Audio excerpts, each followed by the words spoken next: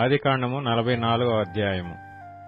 యోసేపు ఆ మనుషుల గోనెలు పట్టినంత ఆహార పదార్థములతో వాటిని నింపి, ఎవరి రోకలు వారి గోనె మూతిలో పెట్టుమనియు, కనిష్ఠుని గోనె మూతలో తన వెండి గిన్నెను అతని ధాన్యపు రోకలను పెట్టుమనియు తన గృహ నిర్వాహకునికి ఆజ్ఞాపింపగా, యోసేపు చెప్పిన మాట చొప్పున అతడు చేసెను. తెల్లవారినప్పుడు ఆ మనుష్యులు తమ గాడిదలతో కూడా పంపివేయబడిరి. వారు ఆ పట్టణము నుండి బయలుదేరి ఎంతో దూరం వెళ్ళక మునుపు యోసేపు తన గృహ నిర్వాహకుని చూచి, నీవు లేచి ఆ మనుష్యుల వెంటబడి వెళ్లి వారిని కలుసుకొని, మీరు మేలుకు కీడు చేయనేలా దేనితో నా ప్రభువు పానము చేయునో, దేనివలన అతడు శకునములు చూచునో అది ఇదే గదా, మీరు దీని చేయటం వలన కాని పని చేసితురని వారితో చెప్పుమనెను. అతడు వారిని కలుసుకొని ఆ మాటలు వారితో చెప్పినప్పుడు వారు, మా ప్రభువు ఇట్లు మాట్లాడనేలా ఇట్టి పని చేయుట మీ దాసులకు దూరమవునుగాక. ఇదిగో, మా గోనె మూతులలో మాకు దొరికిన రోకలను కనాను దేశములో నుండి తిరిగి తీసుకుని వచ్చితిమి. నీ ప్రభువు ఇంటిలో నుండి మేము వెండినైనను బంగారమునైనను ఎట్లు దొంగిలుదుము? నీ దాసులలో ఎవరి యొద్ద అది దొరుకునో వాడు చచ్చునుగాక.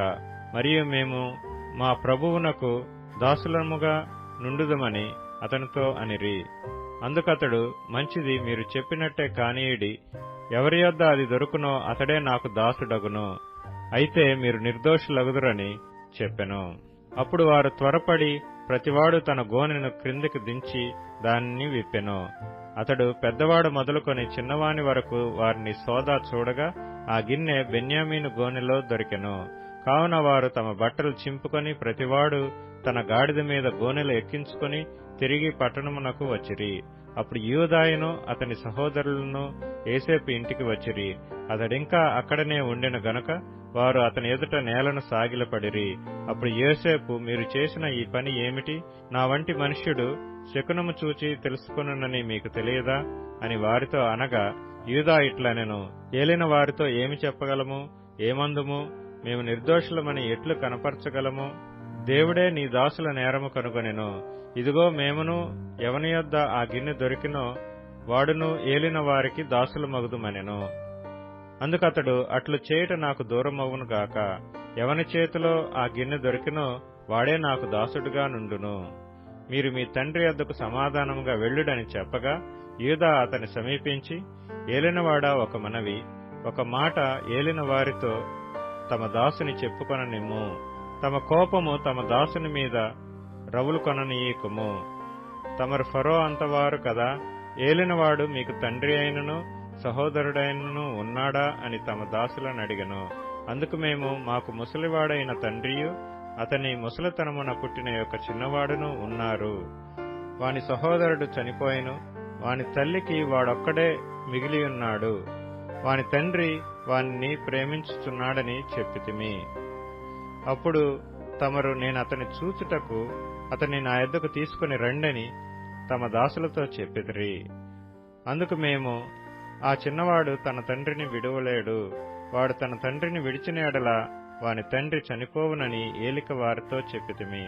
అందుకు తమరు, మీ తమ్ముడు మీతో రాని ఎడల మీరు మరలా నా ముఖము చూడకూడదని తమ దాసులతో చెప్పితిరి. కాబట్టి నా తండ్రి అయిన తమ దాసుల యొద్దకు మేము వెళ్లి ఏలిన వారి మాటలను అతనికి తెలియజేసితిమి. మా తండ్రి, మీరు తిరిగి వెళ్లి మన కొరకు కొంచెం ఆహారము కొనుక్కొని రండని చెప్పినప్పుడు మేము, అక్కడికి వెళ్లలేము. మా తమ్ముడు మాతో కూడా ఉండిన ఎడల వెళ్ళుదుము. మా తమ్ముడు మాతో నుంటేనే గాని ఆ మనిషిని ముఖము చూడలేమని చెప్పితిమి. అందుకు తమ దాసుడైన నా తండ్రి, నా భార్య నాకిద్దరిని కనినని మీరెరుగుదురు. వారిలో ఒకడు నా యొద్ద నుండి వెళ్లిపోబడెను. అతడు నిశ్చయముగా దుష్టమృగముల చేత చీల్చబడిననుకొంటిని. అప్పటి నుండి అతడు నాకు కనబడలేదు.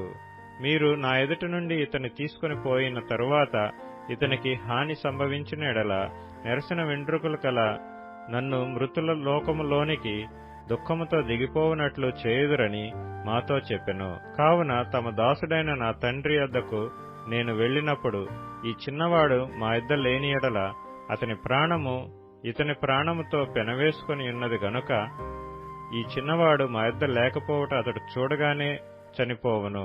అట్లు తమ దాసులమైన మేము నెరసిన వెండ్రుకలు గల తమ దాసుడైన మా తండ్రిని మృతుల లోకములోనికి దుఃఖముతో దిగిపోవునట్లు చేయదుము.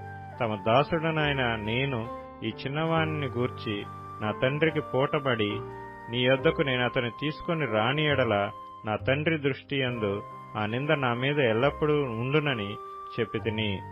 కాబట్టి తమ దాసుడనైన నన్ను ఈ చిన్నవానికి ప్రతిగా ఏలిన వారికి దాసునిగా నుండనిచ్చి ఈ చిన్నవాణి తన సహోదరులతో వెళ్లనిమ్ము.